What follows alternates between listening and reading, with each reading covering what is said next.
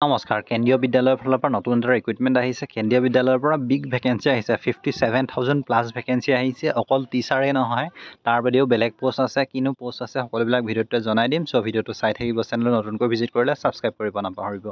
এতিয়া যদি চাওঁ তেন্তে KVS কেন্দ্ৰীয় বিদ্যালয়ৰ ফালৰ পৰা 2025ৰ কাৰণে যিটো ৰিক্ৰুইটমেণ্ট আহিছে অল মেল এণ্ড ফিমেল কেণ্ডিডেটৰ কাৰণে আহিছে ইয়াৰ কাৰণে আপোনালোকে অনলাইন যোগেদি আবেদন কৰিব পাৰিব অনলাইন আবেদন ইতিমধ্যে হৈ গৈছে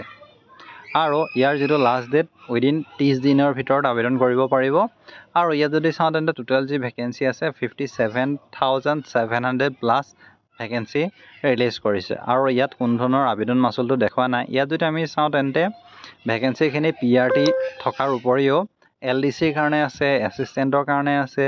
TGTৰ কাৰণে আছে PGTৰ কাৰণে আছে finance officer librarian assistant engineer vice principal assistant section officer Hindi translator stenographer junior secretarial assistant senior secretarial assistant আৰু ছেক্ৰেটেৰিয়েট এছিষ্টেণ্ট তাৰ উপৰিও এছিষ্টেণ্ট কমিশ্যনাৰলৈকে ভেকেঞ্চি খালী হৈছে য'ত আমি যদি চাওঁ তেন্তে আপুনি 12 পাছ যদি কৰিছে বা গ্ৰেজুৱেশ্যন পাছ কৰিছে তেন্তেও আবেদন কৰিব পাৰিব নতুবা BTech যদি কৰিছে MSc কৰিছে BEd কৰিছে PGDCA BSc বা ডিগ্ৰী এনি ষ্ট্ৰীমৰ পৰা যদি আপুনি কৰিছে তেতিয়া আবেদন কৰিব পাৰিব তাৰ উপৰি ইণ্টাৰমিডিয়েট যদি আপুনি 12 পাছ কৰিছে 50% মাৰ্কছ